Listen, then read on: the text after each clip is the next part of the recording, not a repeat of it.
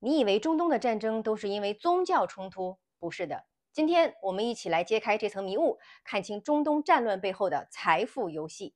从以色列和伊朗的对峙，到沙特、叙利亚、伊拉克这些国家频繁的动荡，背后真正的推手不是信仰，而是金钱，是石油，是美元。先看这张图啊，中东地区的石油储量占了全世界的一半，像沙特、伊朗、伊拉克、科威特、阿联酋都是世界级的产油国，而以色列呢，几乎没有石油。但是它在中东却是科技与军事强国，背后还有美国的强大支持，这就很耐人寻味了。中东的石油就像是一条条金色的血管，连接着全球的经济命脉。谁控制了这条血管，谁就有了对世界经济施压的筹码。中东为什么乱呀？大家常说呢是逊尼派和什叶派的宗教冲突，但是你有没有想过，为什么总是资源丰富的国家最乱？资源是财富，财富越多，觊觎的人越多，外部势力要控制，内部派系要分赃。以色列虽然贫油，但是始终掌握着科技、金融、情报系统，反而没有像周边产油国那样被战火淹没。而伊朗石油储量呢，居全世界第4，因为革命未对，控制经济，制裁不断，权力斗争严重，至今经济疲弱。重点来了，1971年，美国终止了美元和黄金的挂钩，进入了所谓的美元信用时代。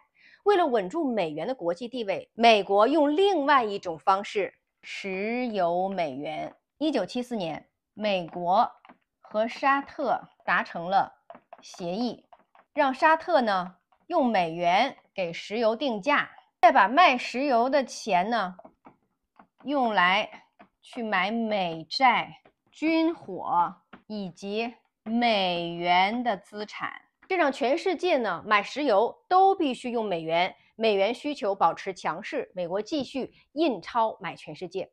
从那一天起啊，中东就不只是资源的战场了，更是货币与金融的战争。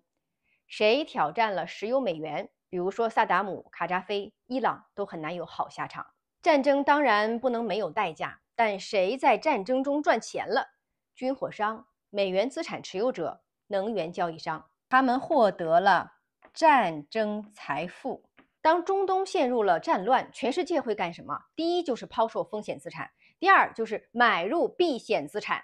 战乱会导致大家都想避险，于是呢，资金就会涌入美元资产，购买美债，甚至是黄金。那么这些资产的价格就会上涨，所以你就会看到，每次中东局势一紧张，黄金就涨，美元就强，美债就会收益率波动。